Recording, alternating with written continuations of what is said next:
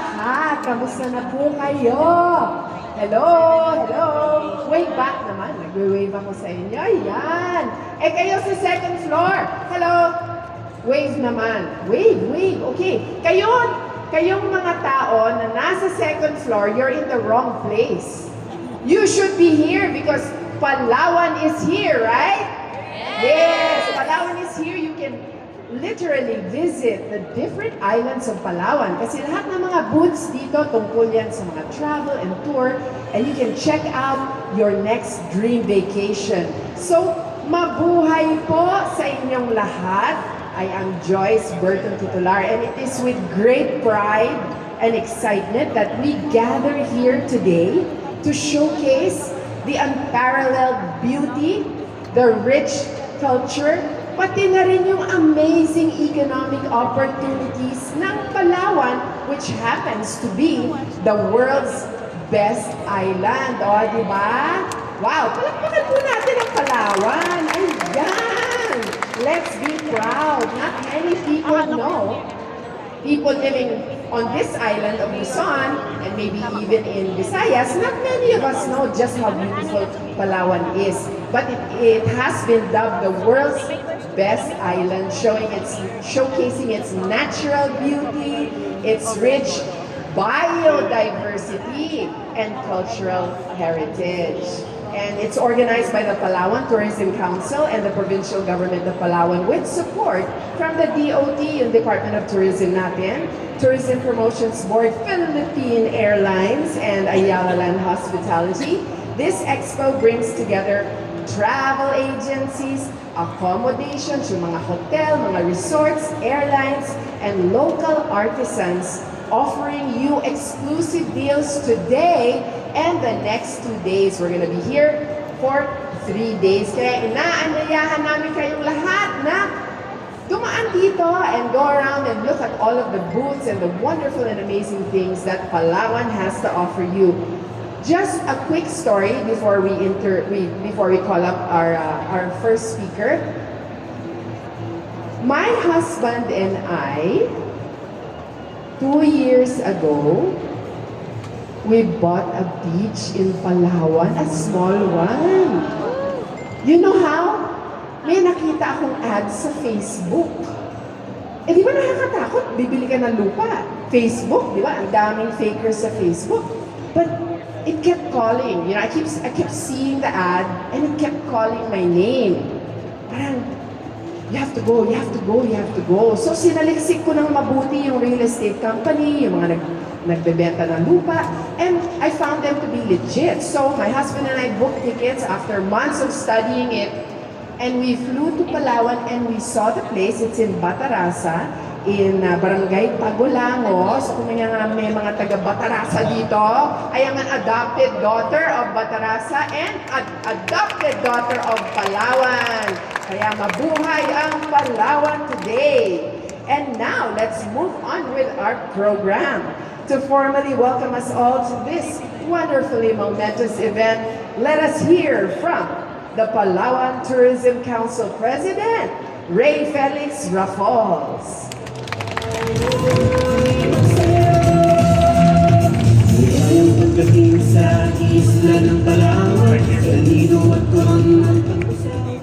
Good day, everyone. Before I start, let me first acknowledge the dignitaries who have come all across the Philippines to join us. We want to extend our extreme gratitude to them. Of course, to our DOT Secretary, Cristina Garcia Frasco, thank you for joining us. To our TPD COO, Marga Nograles, thank you for joining us as well. To our Regional Director of DOT, Mimaropa, RD Robbie, thank you for being with us. The backbone of this event, of course, the one who has really pushed and showcased and wants to create a voice for Palawan, Governor Victorino Dennis Socrates, thank you for your support. To Mayor Edna Lim of El Nido, thank you for joining us. Mayor Emil Neri of Dinapacan, Mayor, thank you for joining us. And to all our other distinguished guests. Palawan Tourism Council, together with the province of Palawan, would like to invite all of you to this world's best island travel and trade Expo 2025. But first, also let me acknowledge the people who have been instrumental in making this happen. I can't not talk about my members, about Palawan Tourism Council members. They have been pushing, grinding, calling, soliciting, day and night to make this happen. For all our Palawan Tourism Council members, please stand up as I call your name. Ma'am Carla, Ma'am Tess, Ma'am Angie, Ma'am Debbie, Ma'am Mitch, Sir Chin, Ma'am Andrea, Chef Don, Eileen, Gigi, Christy, and Gwen. Thank you for making this happen. Without you, there wouldn't be this event.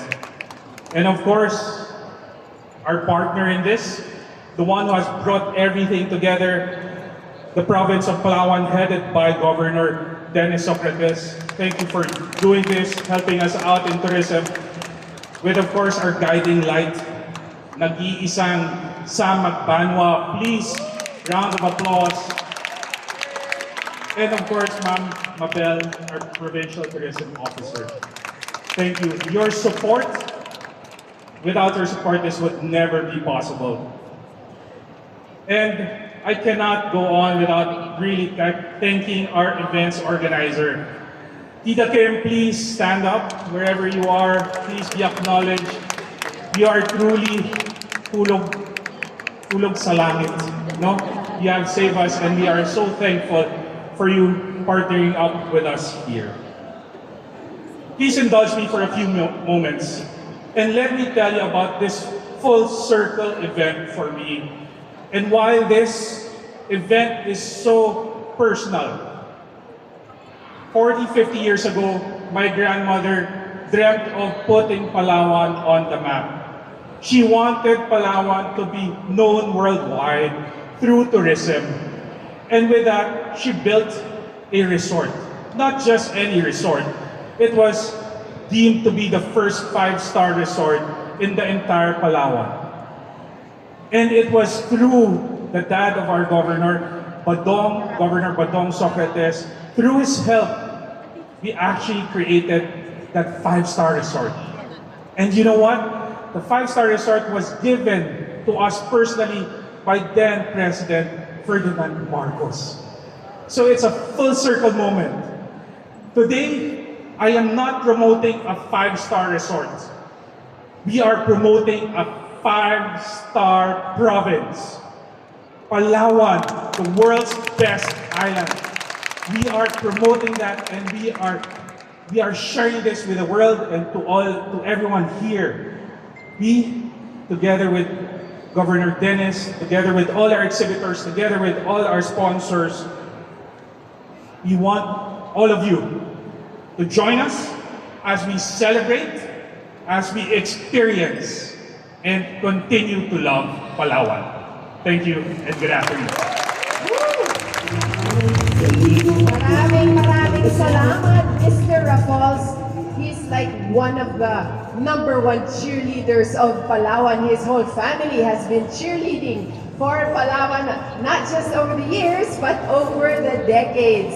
And yes, agree po ako, 5-star province, 5-star island ang Palawan. And now it's time to hear a message from the ever-supportive governor of the province of Palawan, the Honorable Victorino Dennis M. Socrates.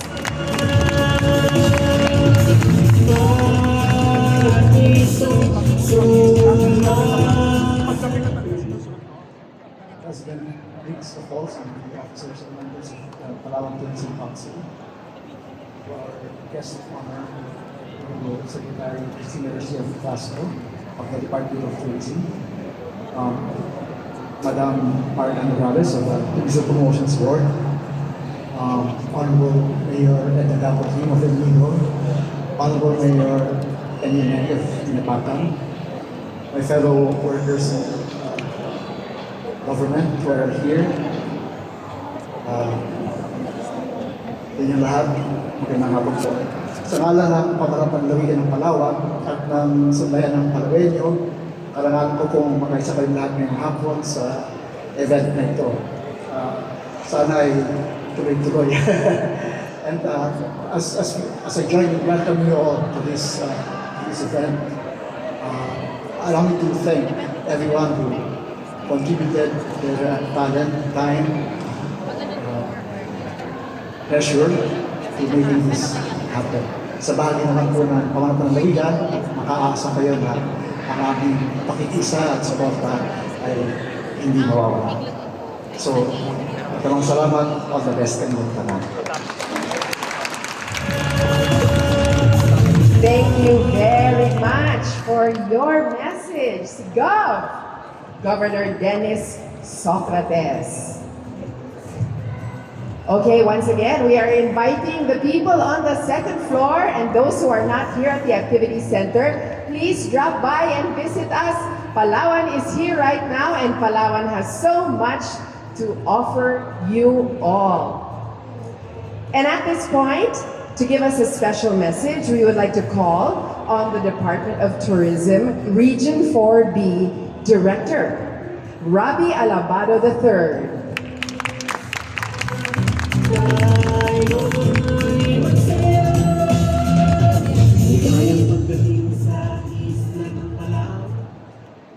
Okay, for host the President of the Palawan Tourism Council and its members, magandang hapon po. Then to our Governor, Sir, kita ulit tayo. Thank you very much for coming here, sir. Then to Madam Morgan Agrales, CEO, and Secretary, kumusta po kayo? Good afternoon. Medyo ninervous po ako ngayon because the big bosses are here. But anyway, mayad na hapon sa tanan.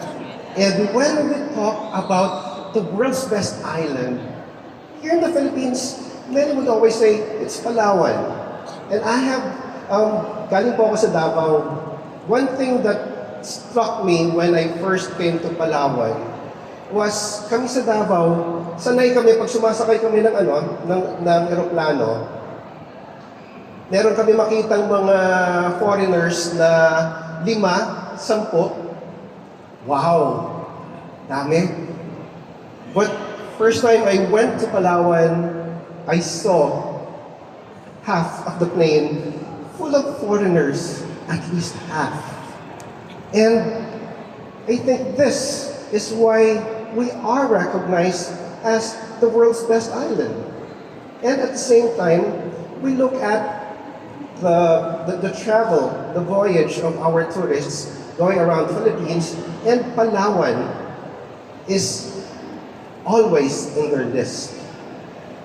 And we always thank our good secretary for providing us the inspiration of pushing us. Because, ang sabi ko sa secretary sa mga stakeholders natin, be careful of what we have right now. The burden of Philippine tourism is shared in our shoulders. That burden of coming, inviting people to come here, we are another face. Dati-dati, Boracay lang ang alam nila sa Palawan. Now, it's Cebu, it's El Nido, it's Coron. So, padami ng padami. The face of tourism that we are showing to the world is changing, and Palawan is one of the faces that people see when they think of the Philippines. So for this event, I would like to congratulate our private sector for pushing this, because it is without you that the government can push tourism. That is why we supported the establishment of a B2B, business to business po. If this is more on the business to consumers, we are organizing also together with our private sector and stakeholders and TPB a business-to-business meeting, which will be on February 8 in Sequoia Hall. We're in almost 109 buyers, meaning itong mga tour travel agents and tour organizers coming from Manila and CR and its environs will be meeting with the stakeholders, the hotels that you see here. And they will be forming partnerships so that we can push our Palawan destinations whole year round. Kasi po, ang marketing na is not just us, not just governor, but it will include the travel agents of Manila, Quezon City, and maybe Calabarzon. So pagsasabihin na sana ng mga taga dito, saan tayo pupunta? Sana ang mga travel agents which say, your next destination is Palawan. So, we are developing a long-term relationship so that we can sustain our status as the world's best island. So, from the regional office, we are always in support of your initiatives. We are always support in upgrading the quality of our tourists who visit our island. So, if you say Department of Tourism, the regional office, we are your partners, and we assure you that we will always be your number one partner. Maraming salamat po. Maraming salamat, RD Ravi Alabado. It's so good to hear that tourism is thriving in Palawan. And now, we have another message, and we are very privileged to hear it and to be joined by the Chief Operating Officer of the Tourism Promotions Board. Please welcome the Honorable Marga Nograles.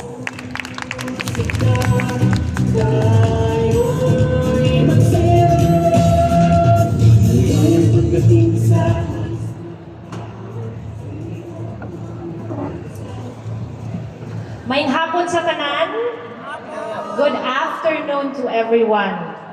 To our Tourism Secretary, Cristina Garcia Frasco. To Governor Dennis Socrates, batchmate of my husband, sir. To Mayor Edna Lim of El Nido. And to Mayor Emil Neri of Linapacan, that they say is beautiful, that I will visit soon also. Best in snorkeling now. It's a beautiful snorkeling destination. To RD Robbie Alabado, DOT4B Mimaropa. To Ray Felix Raffles, Sir, Palawan Tourism Council President, and to the Palawan Tourism Council. Bravo. Good afternoon to everyone. It is such a great honor for me to be with all of you today as we celebrate the unparalleled beauty of Palawan.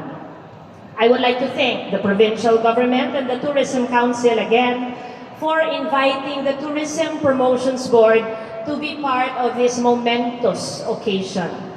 The opening of Palawan World's Best Island Travel and Tour Expo 2025. A big round of applause please for Palawan. Congratulations on this significant achievement. The Tourism Promotions Board is the marketing arm of the Philippine Department of Tourism in charge of our 13 key markets around the world. So we sell now all our beautiful destinations around the world.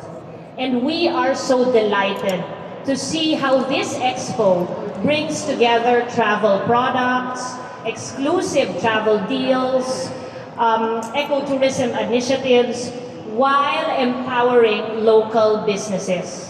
You know, that is to drive economic growth and reinforcing Palawan's status as a top global destination. As if we imagine and think of Palawan, we think of beautiful beaches, enchanting lagoons, lush rainforests, and dramatic limestone cliffs. We also see the home of diverse marine ecosystems and UNESCO World Heritage Sites like the Puerto Princesa Underground River and the two Bataha Reefs. It is a paradise of unmatched, truly unmatched natural beauty. With its warm hospitality and limitless options for adventure, it is no surprise that Palawan has consistently been named the world's best island by leading travel publications.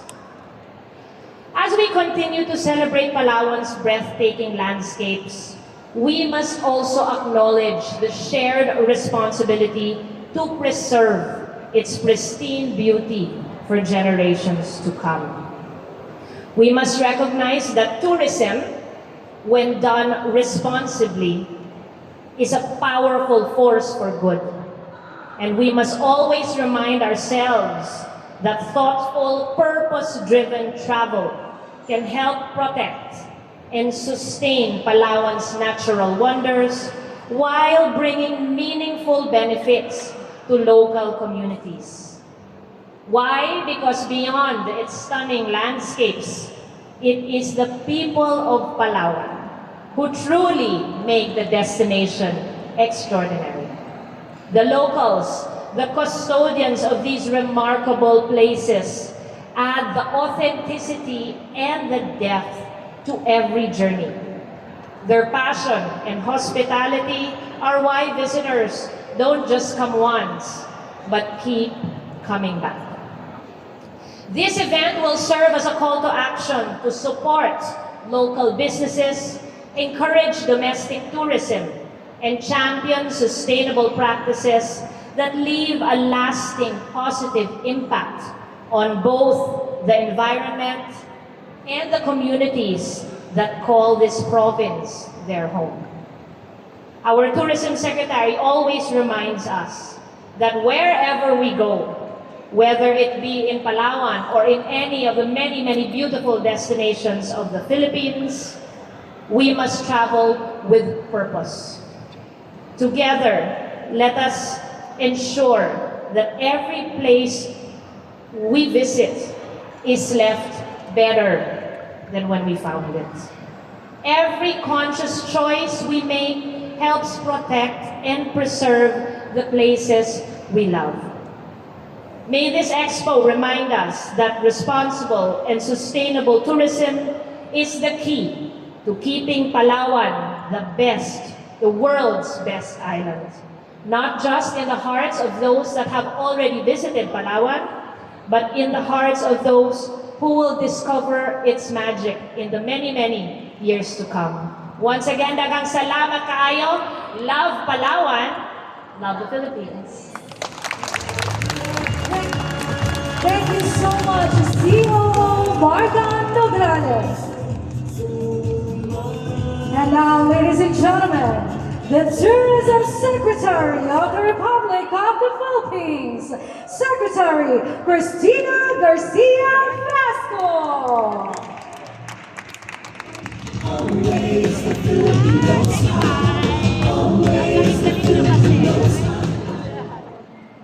Ngayong hapon sa tanan, good afternoon everyone. Governor Dennis Apretes of Palawan and the rest of the team from the Palawan Provincial Government, Mayor Edna Gacot Lim of El Nido, Mayor Emil Neri of Linapacan, the very proactive and truly admirable partners of government in pushing for Palawan as the world's best island, the Palawan Tourism Council, led by Ray Raffles. I'm accompanied today by our officials from the Department of Tourism. R.D. Robbie is with us. The COO of the Tourism Promotions Board, Marga Nograles. And I would like to give a special greeting as well to the 23 municipal tourism officers of Palawan who are with us. Wala pa silang tulog sa lahat ng preparation, tama ba? As well as the other officers and members of our national, regional, and local tourism operators, our exhibitors, our tourism industry stakeholders, our friends from the media who are covering this event, kaninyong tanan, mayong hapon. I am delighted to join all of you in the grand opening of Palawan, World's Best Island Travel and Tour Expo. This gathering of industry players, tourism stakeholders, travel enthusiasts, and advocates for Palawan will sustain the phenomenal growth that Palawan has had in the realm of tourism, not only for the Philippines, but in the rest of the world. We take great pride in the stunning natural beauty of Palawan, the wealth of its diversity and culture, and the unparalleled hospitality of the Filipino people that you meet in every stay in your beautiful province. In 2024, Palawan welcomed nearly 2 million overnight tourists, marking a 17% increase from the previous year. With a projected growth of around 10% for 2025, we anticipate over 2 million overnight visitors this year, alongside some 4.6 million same-day arrivals. These figures reflect Palawan's continued appeal as a must-visit destination. But this also calls for strong collaborations among the government and the private sector, which is why I am inspired to be here today, seeing the robust collaboration and partnership between government and the private sector in pushing for the sustainable tourism development of Palawan. This is an initiative that is truly worthy of commendation. Congratulations, Governor Socrates, the Palawan Provincial Government, as well as the Palawan Tourism Council. In the Department of Tourism, under the directive of our President, Ferdinand R. Marcos Jr., his message is clear. Tourism is a priority. And as such, government must invest in the sustainable development of our tourism destinations. Since the beginning of his administration, we have endeavored to work with the local government unit of Palawan as well as its municipalities and city to ensure that we are able to introduce investments in infrastructure that can further your growth. This include the tourist rest area that we have instituted and constructed in Rojas, Palawan, which we have already inaugurated, and the new tourist rest area in Brooks Point in Palawan, which is now at nearly 50% completion. We certainly hope that these tourist rest areas, which have clean and decent restrooms, a place to buy the local goods of our small and medium enterprises, with convenient amenities for tourists, will further improve the tourist experience as we travel across the vast expanse of Palawan and its islands. The investment of government in tourism infrastructure does not end there. In the form of tourism road infrastructure projects, we have instituted the construction and rehabilitation of roads in the various areas in Palawan, and in addition to this, recognizing the necessity of having a well-functioning ranger station for Tubataha, one of the world's most beautiful, if not the most beautiful dive site.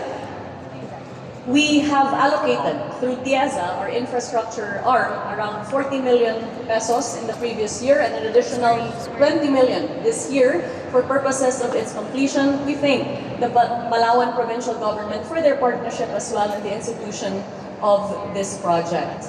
In addition to that, and recognizing that diving as a tourism product is one of the strongest products for the Philippines and Palawan, we are also transferring this year a hyperbaric chamber in Coron, which we hope can support the safety and convenience of our dive tourists in this area. In addition to that, we recognize that as we receive an influx of tourists in Palawan, we must ensure that the island is able to address destination capacities that include wastewater management, waste treatment, and several other issues of pressing concern.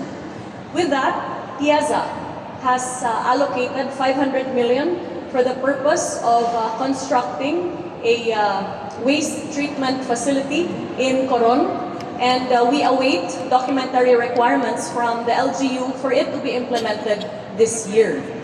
In addition to this, we have had continuous negotiations with El Nido for purposes of TIEZA providing interventions in terms of water treatment to ensure that the water quality in Palawan continues to be safe for our tourists.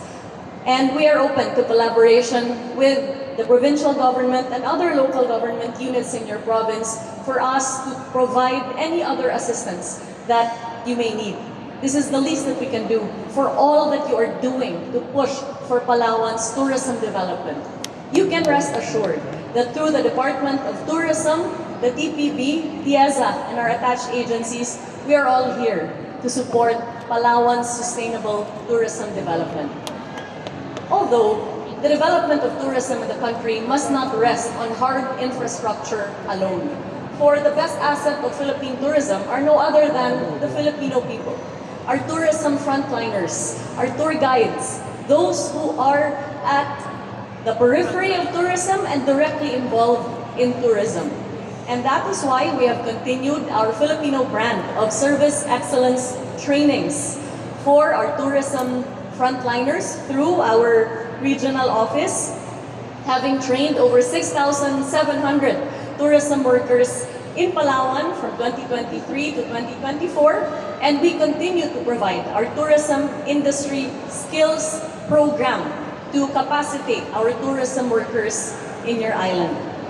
To further boost the diversification of Palawan's products and to ensure that we do not experience the travails of over-tourism, we have introduced to Palawan the Philippine Experience Program, which we mounted together with the province and your LGUs last year, wherein we introduced our national and regional tourism stakeholders and members of the diplomatic corps to the diversity of Palawan's tourism offerings. From your indigenous communities, to your local products, to your gastronomy, your heritage, and pilgrimage sites, as well as your history, your festivals, and your culture.